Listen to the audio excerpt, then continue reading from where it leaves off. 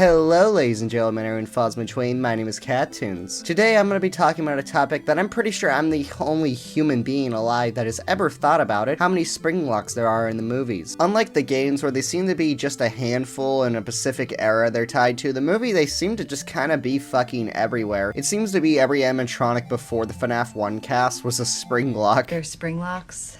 They're on all the older models. They were designed to keep the animatronic parts in place so that a person could safely wear the suit. They tend to be pretty unstable. Let's see.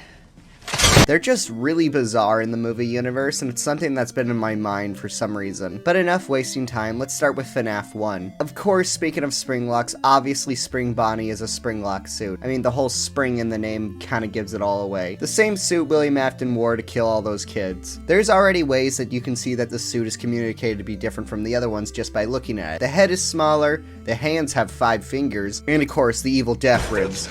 And of course that someone is obviously in it. Honestly, the only downside to this design, if you ask me, is the fact that it's kind of not communicated very well that it is a animatronic, not just a costume. Because from what it looks like, it's just a costume that has evil death ribs that will kill you. Like the LO Springlock suit. This is actually where we get the explanation for how Springlocks work in the movie universe. We get a decent look at the Endoskeleton, and yeah, it seems to be just the evil death rib is an easy way of us communicating that it is a Springlock suit. Fun trivia, these are the only 2 Springlock suits in the movie universe that have 5 fingers. Coming up next is Torture Freddy. Yes, Torture Freddy is a Springlock suit. The goddamn fucking Freddy Fazbear ball busting machine is one of the Springlock suits. We can clearly see in the back of the stage, we can see a body of an animatronic that resembles the same color, so this is obviously the same animatronic, and well, it's also a Springlock suit.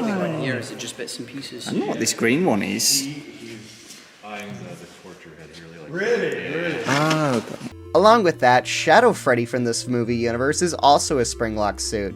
And of course, our one and only beloved Sparky is a Springlock suit. Or Bub, if you want to call him that. And the last one, but sure as hell not least, is the Endoskeleton. We actually never see just a normal Endoskeleton. All of them have Springlock, which I guess could be a debate if Fnaf 1 cast is Springlock, but this obviously can get dismantled by the fact that if you look at Foxy, there is no Springlocks in them.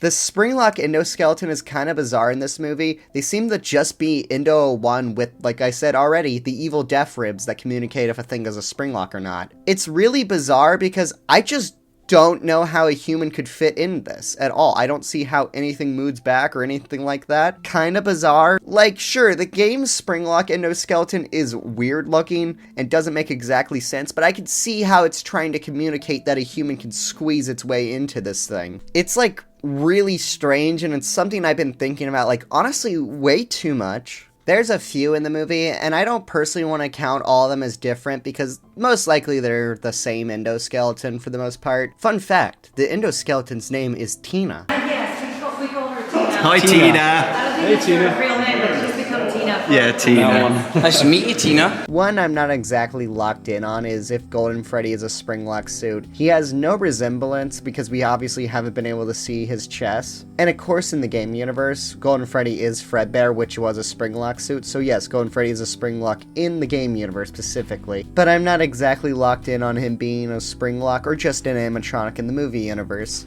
Especially because I have this 2 Golden Freddy idea for the movies. Pretty much the idea comes down to the Golden Freddy we see in the movies is just an animatronic, and then there's going to be Garrett, who's going to be possessing Fredbear, which is going to be a Springlock suit, and he will resemble a little bit more of a Spring Bonnie. This is mainly just coming off of just random ideas. There's no concrete evidence, so if Golden Freddy's a Springlock suit is a huge maybe for me. But that's enough with the Fnaf 1 cast. Time to move on to Fnaf 2, where we don't actually have as much. I do not think the Wizards are Springlock suits. There's no communication and visually any way that they're Springlock suits. Just doesn't work for me. Like, I know they do speak that a lot of the older models did have Springlock suits, but these guys weren't even really finished to begin with, so I don't really think they have it. All the toys except for Mangle are Springlock suits. As we can see at the end of the movie, Toy Chica's a Springlock, and by process of elimination, we can assume Toy Freddy and Toy Bonnie are Springlock suits. We can look at Mangle and Balloon Boy, and they're pretty obviously not Springlock suits. I mean, just look at Mangle's Endoskeleton. That is obviously Endo 2's chest piece, and not the very consistent Springlock chest piece that we've seen in the movie universe. But that is pretty much all the Springlocks in the movie universe. This was a completely useless video, but thanks for sticking around to watch it.